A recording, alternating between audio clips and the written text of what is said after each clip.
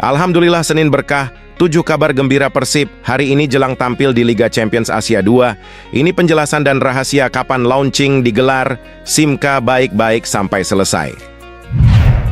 Akhirnya, bek pengganti Alberto bocor ke publik. Sosoknya adalah pemain yang tampil istimewa di Euro 2024, bahkan sempat ngalahin Portugal, Cristiano Ronaldo, berinisial GG. Loh, siapakah dia? Inilah sosoknya. Manajemen baru luar biasa, punya siasat dan cara ampuh untuk sikapi tingginya harga pemain lokal, kualitas abal-abal, sampai bocorkan rahasia besar ini. Wow, lihatlah. Bikin penasaran kan? Makanya dengarkan baik-baik. Tanda-tanda peresmian semakin terlihat nyata dan nampak. Manajemen segera umumkan Robert Rene Albert jadi Direktur Teknik Persib yang baru. Inilah penjelasan detailnya. Jakmania Persija auto kaget dan nangis menderita melihat ini. Persib dirumorkan nggak punya duit belanjar besar musim ini. Akhirnya semuanya terjawab sudah. Ada kejutan untuk Bobotoh yang bikin bahagia. Keputusan hebat dan berani. Begini penjelasannya. Merah biru. David da Silva masuk kepada Ciro. Oh, baik sekali Ciro.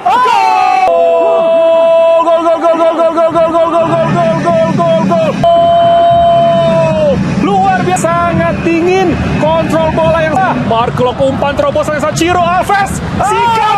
Gol. Kencang Mark Klok. Oh, ya itu dia apa yang terjadi. Kita lihat setelah gol mengincar Mark Klok dan ini Ciro Alves, oh, suka dipercaya. Gimana Ciro? Hari masih butuh atau juga Ciro, efek jahe, gol! Inilah yang dinamakan tendangan efek jahe. Sikat, gol! Gol! Sikat ada Freds, dan Freds butuhan Sikat.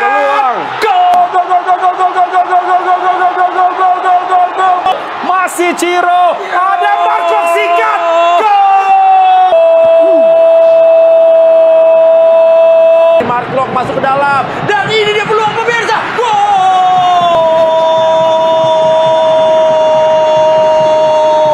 Inilah dia predator, jangan da Silva, gol! Primo, game over tentu. Ezra Walian kepada Persikabo melalui golnya.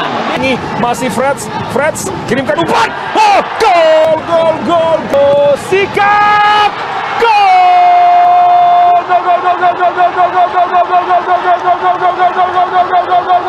Dan juga tendangan dari Edo. Kali ini sundulan pemirsa. Gol.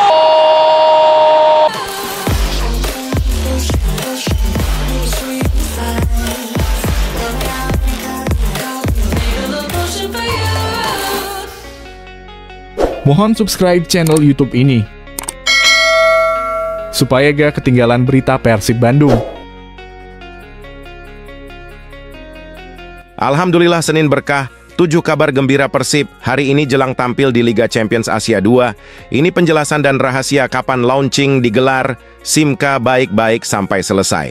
Persiapan Persib Bandung untuk musim kompetisi 2024-2025 semakin memanas. Selain merekrut pemain-pemain baru yang potensial, klub kebanggaan Bobotoh ini tengah merancang sesuatu yang besar, peluncuran tim baru mereka.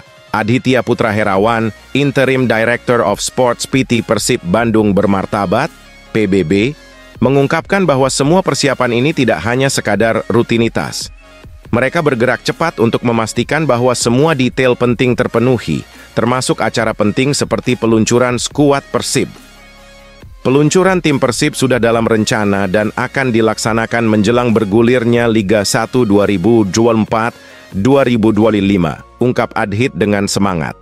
Namun, meskipun tanggal pasti belum bisa diumumkan, manajemen masih sibuk berdiskusi untuk memastikan segalanya berjalan lancar. Masih ada diskusi internal yang harus diselesaikan sebelum kita bisa memberikan informasi lebih lanjut, tambahnya. Peluncuran tim bukan hanya sekadar memperkenalkan wajah-wajah baru dalam skuad Persib atau mengungkap jersey terbaru. Ini juga momen di mana Persib akan memperkenalkan seluruh mitra dan sponsor mereka kepada publik. Tentang aspek sponsor, Adhit menjelaskan dengan penuh keyakinan, "Kami yakin tim komersial sedang bekerja keras untuk memastikan semuanya berjalan lancar. Informasi lebih lanjut tentang sponsor akan diumumkan oleh pihak terkait pada waktunya." Kini, kita tunggu dengan antusias untuk melihat bagaimana Persib Bandung akan memulai musim baru ini dengan gemilang. Apakah kamu juga menantikan momen penting ini? Beri pendapatmu di kolom komentar. Akhirnya, bek pengganti Alberto bocor ke publik. Sosoknya adalah pemain yang tampil istimewa di Euro 2024, bahkan sempat ngalahin Portugal, Cristiano Ronaldo, berinisial GG. Lo siapakah dia? Inilah sosoknya. Bobotoh auto pesta turun ke jalanan berjoget bersama melihatnya. Giorgi Gvelesiani, nama yang kini hangat diperbincangkan di antara para penggemar Persib Bandung. Bek tangguh asal Georgia ini telah menarik perhatian setelah namanya dikaitkan dengan klub legendaris Indonesia ini dalam bursa transfer pemain terbaru. Gvelesiani saat ini memperkuat Persepolis, salah satu kekuatan utama Liga Iran yang berhasil meraih gelar juara Persian Gulf Pro League dalam 2 musim terakhir. Kontribusinya yang signifikan di lini belakang tidak hanya tercermin dari kemenangan timnya, tetapi juga dari catatan golnya yang impresif. Musim lalu, Gvelesiani mencatatkan 6 gol, prestasi yang sama dengan musim sebelumnya, menunjukkan ketajamannya sebagai bek yang juga mampu berkontribusi di kotak penalti lawan. Prestasi Gvelesiani tidak hanya terbatas di level klub, dia juga memberikan kontribusi besar untuk timnas Georgia, seperti yang ditunjukkan dalam pertandingan Euro 2024 melawan Portugal. Dalam laga tersebut, Gvelesiani bermain solid dan berhasil menjaga bintang besar seperti Cristiano Ronaldo tetap tidak mencetak gol, membantu Georgia meraih kemenangan penting 2-0 dan lolos ke babak 16 besar. Pertandingan selanjutnya melawan Spanyol akan menjadi tantangan berat bagi Gvelesiani dan rekan-rekannya. Karier Gvelesiani dimulai di Dinamo Tbilisi, di mana ia mengukir sejumlah prestasi signifikan, termasuk 9 gelar juara, termasuk 3 gelar juara Liga dan 4 gelar Piala David Kipiani. Setelah meraih sukses di Georgia, Gvelesiani melanjutkan petualangannya di luar negeri, termasuk di Iran bersama Zob Ahan dan kemudian Sepahan sebelum bergabung dengan Persepolis.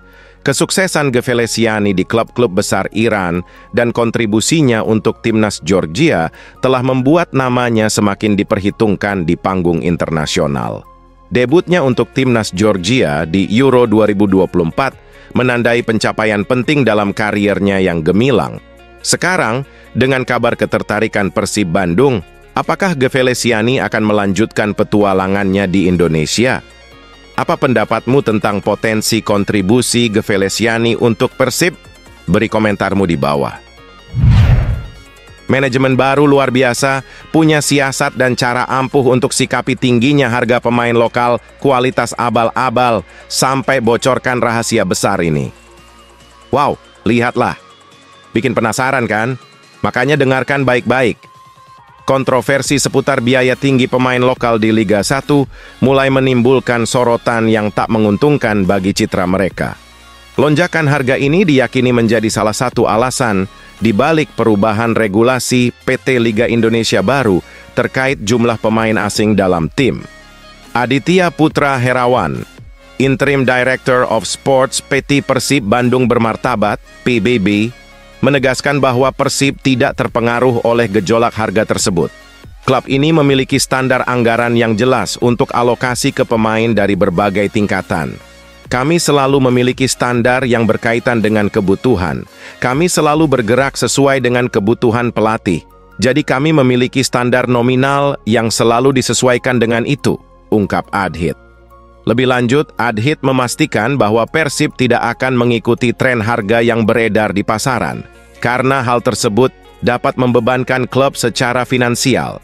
Persib tetap berpegang pada evaluasi anggaran yang seimbang dengan kualitas pemain yang mereka incar. Kami tidak selalu mengikuti tren pasar, kami akan selalu melihat nilai dan standar yang kami miliki, tambahnya. Pendekatan ini menunjukkan komitmen Persib untuk menjaga kestabilan finansial klub sambil tetap fokus pada pengembangan tim yang kompetitif. Bagaimana pendapatmu mengenai pendekatan Persib dalam mengelola biaya pemain? Apakah kamu setuju dengan strategi mereka yang berfokus pada nilai dan standar internal? Yuk, berikan komentarmu di kolom di bawah. Tanda-tanda peresmian semakin terlihat nyata dan nampak. Manajemen segera umumkan Robert Rene Albert jadi Direktur Teknik Persib yang baru. Inilah penjelasan detailnya. Persib Bandung akhirnya memberikan tanggapan resmi terkait rumor kembalinya Robert Alberts sebagai Direktur Teknik klub. Manajemen Persib menegaskan bahwa saat ini mereka masih dalam proses diskusi intensif untuk menentukan siapa yang akan mengisi posisi tersebut. Aditya Putra, Interim Director of Sports PT Persib Bandung Bermartabat, PBB, menjelaskan bahwa klub memiliki kebutuhan mendesak untuk memenuhi regulasi AFC demi berpartisipasi dalam Champions League 2 2024-2025, salah satunya adalah pengisian kursi Direktur Teknik. Kami masih dalam diskusi internal, sudah ada beberapa kandidat namun kami masih mencari yang terbaik, ungkap Aditya, yang berasal dari Awi Ligar, Kota Bandung. Tentang rumor kembalinya Robert Alberts, Aditya tidak menepisnya sepenuhnya karena manajemen Persib masih aktif dalam proses evaluasi untuk menentukan pilihan terbaik. Belum bisa memberikan kepastian, masih dalam tahap penyelesaian, tambahnya. Aditya juga menyebutkan bahwa ada beberapa kandidat yang dipertimbangkan, baik dari internal maupun eksternal klub. Namun, ia memilih untuk tidak mengungkapkan secara spesifik guna menghormati proses seleksi yang sedang berlangsung di dalam tim manajemen. Dalam proses ini, kami mencari orang yang paling cocok dengan kebutuhan tim dan Persib dan yang terbaik untuk posisi tersebut, tutupnya. Bagaimana pendapatmu mengenai proses seleksi Direktur Teknik Persib ini? Siapakah menurutmu yang cocok mengisi posisi tersebut? Beri komentar dan pendapatmu di bawah. Jakmania Persija auto kaget dan nangis menderita melihat ini. Persib dirumorkan nggak punya duit belanjar besar musim ini. Akhirnya semuanya terjawab sudah. Ada kejutan untuk Bobotoh yang bikin bahagia. Keputusan hebat dan berani. Begini penjelasannya. Kondisi keuangan Persib Bandung tampaknya menjadi topik perbincangan yang hangat menjelang musim kompetisi mendatang. Dengan rencana berlaga di Liga 1 dan AFC Champions League 2, klub ini harus menghadapi tantangan besar, terutama terkait alokasi anggaran yang tersedia.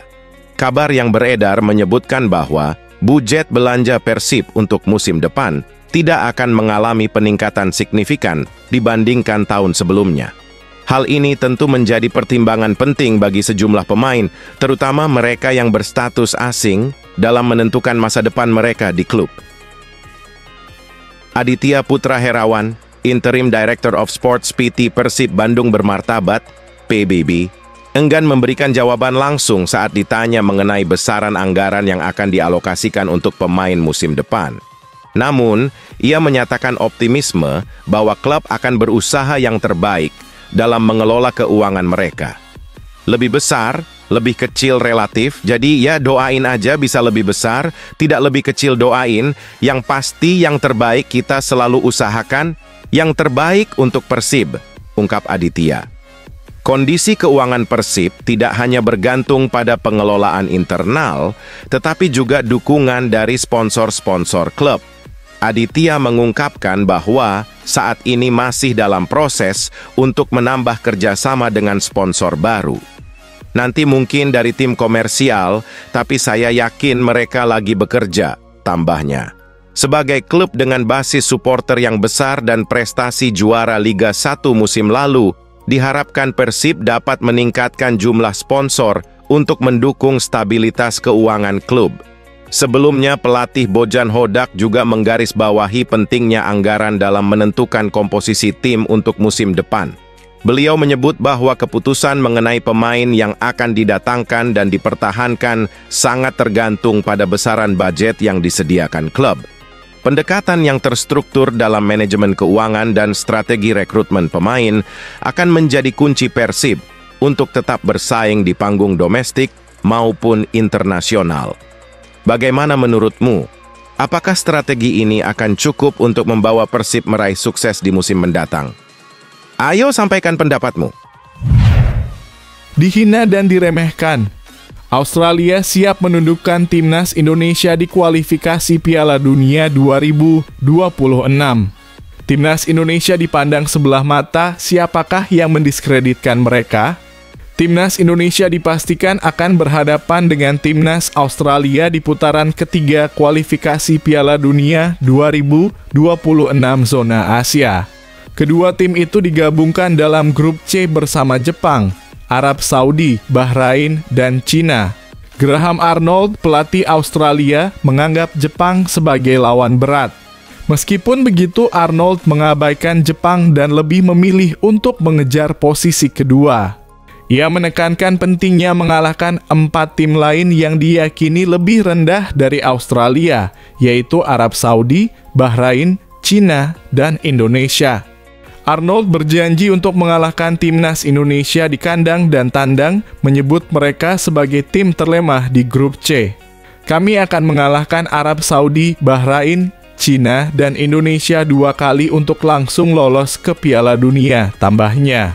Australia mengalami 2 kekalahan dari Jepang dalam kualifikasi Piala Dunia 2022 zona Asia. Kekalahan tersebut membuat Australia berada di posisi ketiga di bawah Arab Saudi dan Jepang dan harus melanjutkan ke putaran keempat. Namun mereka akhirnya lolos ke Piala Dunia 2022 setelah mengalahkan Peru dalam play-off antar konfederasi. Arnold menegaskan tujuannya adalah lolos langsung ke Piala Dunia tanpa harus melalui babak play-off.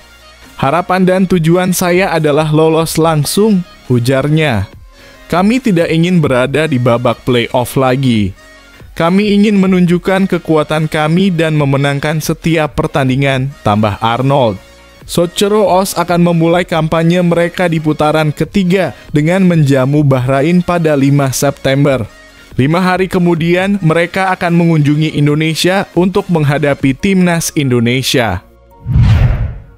Drama mengerikan timnas Indonesia U16 versus timnas Australia U16 era Fakhri Husaini dihajar 3-7. TIMN AS Indonesia U16 kembali menghadapi mimpi buruk dengan dibantai timnas Australia U16 dalam Piala AFF U16. Pertanyaannya, apakah nasib serupa akan menghampiri mereka di semifinal Piala AFF U16 2024? Laga yang akan digelar di Stadion Manahan, Solo pada Senin 1 Juli 2024 pukul 19.30 waktu Indonesia Barat ini tidak hanya sekadar pertemuan biasa. Ini adalah duel untuk menentukan siapa yang layak menjadi juara Piala AFF U16 2024. Sejarah pertemuan kedua tim menunjukkan dominasi yang jelas dari timnas Australia U16. Dalam 3 pertemuan sebelumnya di Piala AFF U16, timnas Indonesia U16 hanya mampu menang sekali, sementara kalah 2 kali dengan skor mencolok. Pertemuan pertama mereka di Piala AFF U16 2008 berakhir mengerikan dengan kekalahan telak 0-6 untuk timnas Indonesia U16 di tangan timnas Australia U16.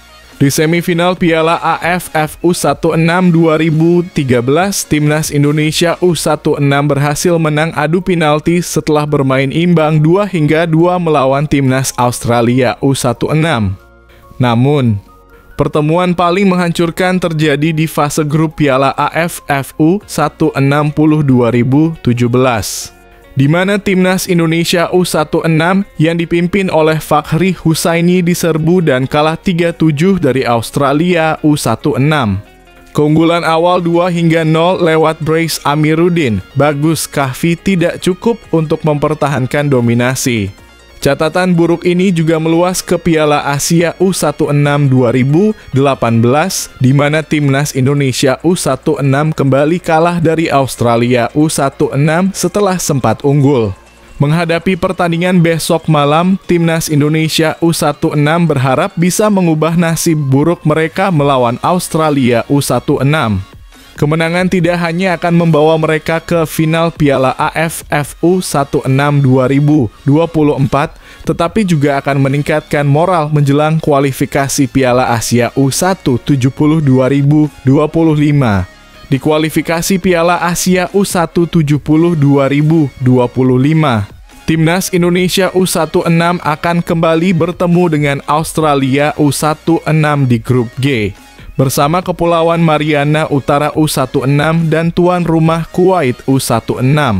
Semua mata tertuju pada pertandingan dramatis besok malam, di mana timnas Indonesia U16 berharap untuk membalas dendam atas kekalahan memalukan di masa lalu.